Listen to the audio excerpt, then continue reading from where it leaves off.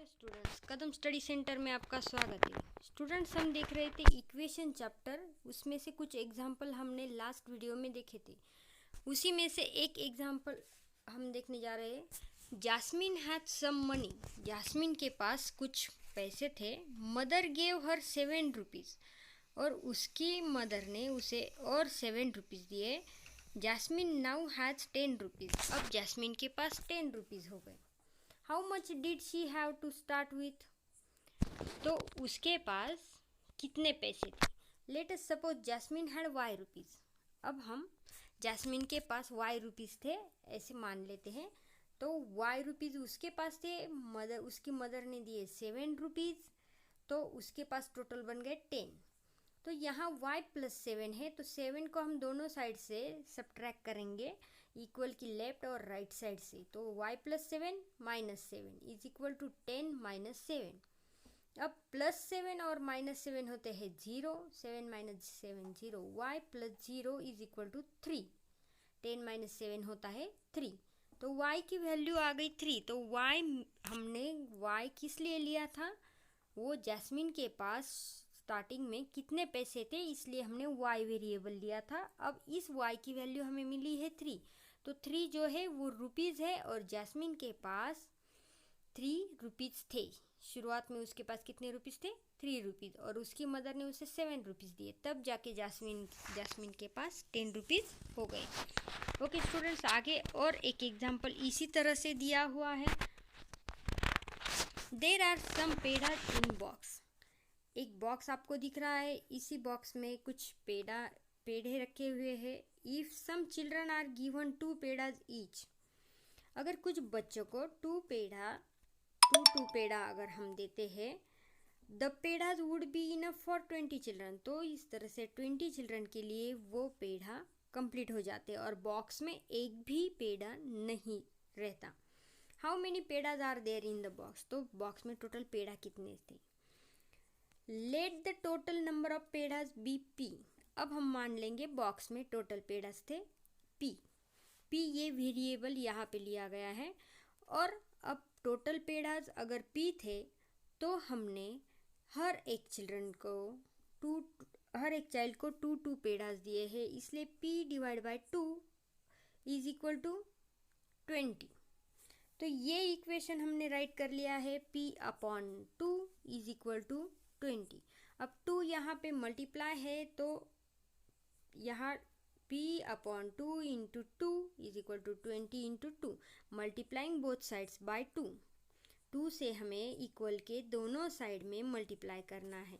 अब यहाँ 2 और 2 कैंसिल हो जाएगा, सिर्फ p रह जाएगा। इक्वल टू 20 इंटू 2 होता है 40। तो p की वैल्यू यहाँ 40 आई। और p क्या है? हमने जो पेड़ास थे बॉक्स में उसकी क्वांटिटी p मान ली थी। तो p की वैल्यू 40, मतलब there are 40 pedas in the box. तो उस बॉक्स में टोटल पेड़ास थे 40। अब नेक्स्ट एग्जांपल है 5 चॉकलेट्स कॉस्ट 25 रुपीज़। 5 चॉकलेट की कॉस्ट है 25 rupees. How much does one cost? तो एक चॉकलेट की प्राइस या फिर कॉस्ट क्या होगी? तो स्टूडेंट्स, आप जल्दी से बता सकते हैं कि एक चॉकलेट की कॉस्ट तो 5 रुपीज़ होगी, लेकिन हमें ऐसे ओरली आंसर नहीं देना है। तो हमें स्टेप बाय स्टेप इसे सॉल्व करना है। पहले तो हम इसे इक्वेशन के फॉर्म में राइट करेंगे। इफ़ 1 चॉकलेट कॉस्ट के रुपीज़। अब हमें पूछा गया है कि एक चॉकलेट की कॉस्ट क्या होगी, तो हम पहले उसे वेरिएबल, कुछ ना कुछ वेरिएबल के नाम से पहले उसे राइट करेंगे। इफ़ 1 चॉकलेट का कॉस्ट के रुपीज़, एक चॉकलेट की कॉस्ट थी के रुपीज़। ऐसे चॉकलेट थे 5, इसलिए 5 इंटू के इज इक्वल टू 25। तो 5 चॉकलेट थे तो उनकी वैल्यू या फिर उनकी कॉस्ट हो गई 25। अब यहाँ के लिए 5 जो है वो मल्टीप्लाई हो रहा है, तो हम दोनों साइड में 5 से डिवाइड करेंगे। Dividing both sides bye 5। 5 के upon 5 is equal to 25 upon 5। यहाँ 5 1 जार 5, 5 1 जार 5, इस तरह से 5 कैंसिल हो जाता है और सिर्फ 1 के रह जाता है। और 25 डिवाइड बाय 5, 5 1 जार 5 और 5 5 जार 25, इस डिवीजन का आंसर आता है 5। तो 1k is equal to 5, that's means k की वैल्यू हमें मिल गई है 5। और k क्या था? एक चॉकलेट की कॉस्ट, 1 चॉकलेट की कॉस्ट, तो 1 चॉकलेट कॉस्ट 5 रुपीज़। इस तरह से हमने इस इक्वेशन को सॉल्व किया है। नाउ आई नो, अब हमें क्या पता चला ये सारे एग्जाम्पल सॉल्व करके, if the same operation is carried out on both side of an equation every time the equation remains balance. जब हम किसी इक्वेशन के दोनों साइड में सेम ऑपरेशन करते हैं तो वो इक्वेशन बैलेंस होता है। When any of following operations are carried out on an equation the equation remains balance. Okay, अब बैलेंस किस तरह से होता है, जब ये नीचे दिए गए ऑपरेशंस हम अगर किसी इक्वेशन के लिए यूज़ करते हैं तो वो इक्वेशन बैलेंस रहेगा। फर्स्ट दिया है adding the same number of both the sides. जब हम बोथ साइड में या फिर दोनों साइड में इक्वल के लेफ्ट और राइट साइड में कोई सेम नंबर ऐड करते हैं तो वो इक्वेशन बैलेंस रहेगा। Subtracting the same number from both sides, अगर दोनों साइड से हम कोई एक नंबर दोनों साइड से सब्ट्रैक्ट कर देते हैं तो भी वो इक्वेशन बैलेंस रहेगा। Multiplying both the sides by the same number, जब बोथ साइड में अगर हम सेम नंबर से मल्टीप्लाई करते हैं तो भी इक्वेशन बैलेंस रहेगा। Dividing both the sides by the same non zero number, अब हम दोनों साइड में अगर सेम नंबर से डिवाइड करते जो नॉन ज़ीरो हो, ज़ीरो नहीं होना चाहिए, ज़ीरो छोड़ के किसी और नंबर से अगर हम बोथ साइड में डिवाइड करते हैं तो भी इक्वेशन बैलेंस रहेगा।